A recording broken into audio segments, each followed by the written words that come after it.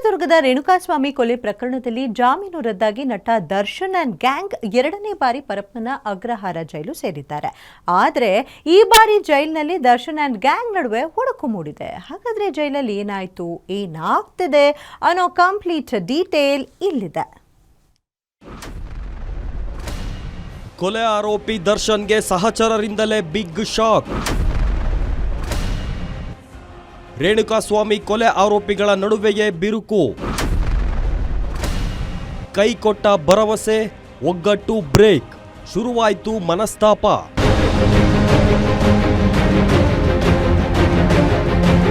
Supreme ಕೋರ್ಟ್ನಲ್ಲಿ ಜಾಮೀನು ರದ್ದಾಗಿ ಪುನಃ ಪರಪ್ಪನ ಅಗ್ರಹಾರ ಜೈಲು ಸೇರಿದ ನಟ ದರ್ಶನ್ ಅಂಡ್ ಗ್ಯಾಂಗ್ ನಡುವೆ ಬಿರುಕು ಮೂಡಿದೆ ಎನ್ನಲಾಗಿದೆ. ಎರಡನೇ ಬಾರಿ ಜೈಲು ಸೇರಿದ ನಟ ದರ್ಶನ್, ಪ್ರದೋಷ್, ಲಕ್ಷ್ಮಣ್, ಅನುಕುಮಾರ್, ಜಗದೀಶ್ ಮತ್ತು ನಾಗರಾಜ್ನನ್ನ ಒಂದೇ ಸೆಲ್ನಲ್ಲಿ ಇರಿಸಲಾಗಿದೆ. ಆದರೆ ಈ ನಡುವೆ 6 ಆರೋಪಿಗಳ ನಡುವೆ ವೈಮನಸ್ಸು ಉಂಟಾಗಿ ಬಿರುಕು ಮೂಡಿದೆ ಎನ್ನಲಾಗಿದೆ.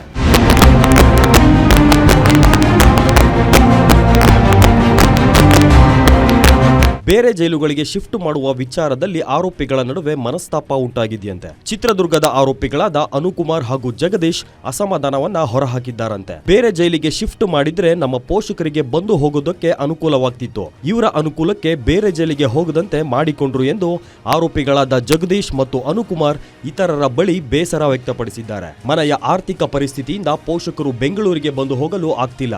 ವಕೀಲರ ಫೀಸ್ ಕಟ್ಟಲು ಕೂಡ ಕಷ್ಟ ಆಗ್ತಿದೆ.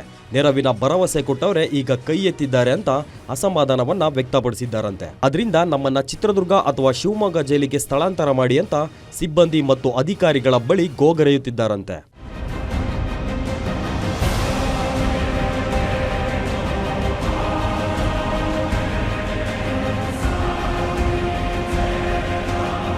ಅನುಕುಮಾರ್ ಮತ್ತು ಜಗದೀಶ್ನನ್ನ ಉಳಿದ ಆರೋಪಿಗಳು ಸಮಾಧಾನ ಪಡಿಸಿದ್ದಾರೆ ಎನ್ನಲಾಗಿದೆ.